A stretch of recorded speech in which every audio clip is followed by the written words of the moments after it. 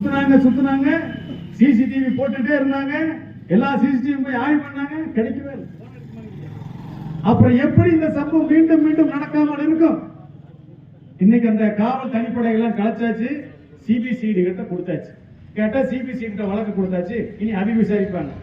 14 தனிப்படை சேர்ந்து 4 மாசமா கண்டுபிடிக்க முடியாத நீ சிபிசிஐடி வந்து கண்டுபிடிக்க போகுதா? ஆக காவல்துறை திருடர்களை கண்காணிப்பதற்கு தனியாக ஒரு உளவுத்துறை வச்சுக்கிறதே கிடையாது.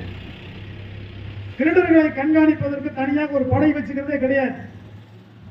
நாங்கெல்லாம் போராட்ட வழக்கில் சிறைக்கு போறோம்.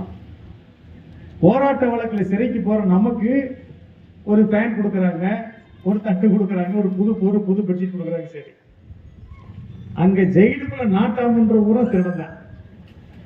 குச்சி வச்சிருக்கிறவன், நம்மளை மயக்கிறவன், ஆபீசரை மயக்கிறவன் எல்லாருமே யாருங்க? திருடன் தான் வச்சிட்டு இருக்கான். சிறையை யார் கட்டுப்பாட்டில் இருக்குது? திருடர்கள் கட்டுப்பாட்டில் இருக்குது. 15 கேஸ், 25 கேஸ், 30 கேஸ், 35 கேஸ் எல்லாம் வச்சிருக்கிறான்.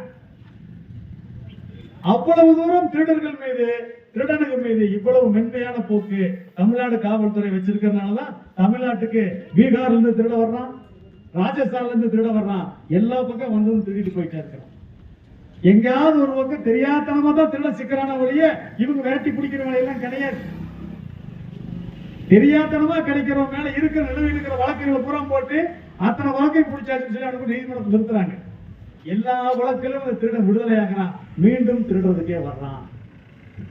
ஆக திருடர்கள் மீது ஏதோ சமூக செயல்பாட்டுகளுக்கு கொடுக்கக்கூடிய பாதுகாப்பை கொடுக்கிறது, அவர்களை வன்மையான நடவடிக்கை எடுக்கிறது இல்ல. அப்படிங்கிற காவல்துறையோட மென்மையான போக்கு தான் இன்னைக்கு இதே பகுதியில காவல்துறைக்கு சவால விட்டு சொல்லி வச்சு மீண்டும் மீண்டும் விவசாயிகளை அடித்துக் கொண்டு திருடி கொண்டிருக்கிறார்கள்.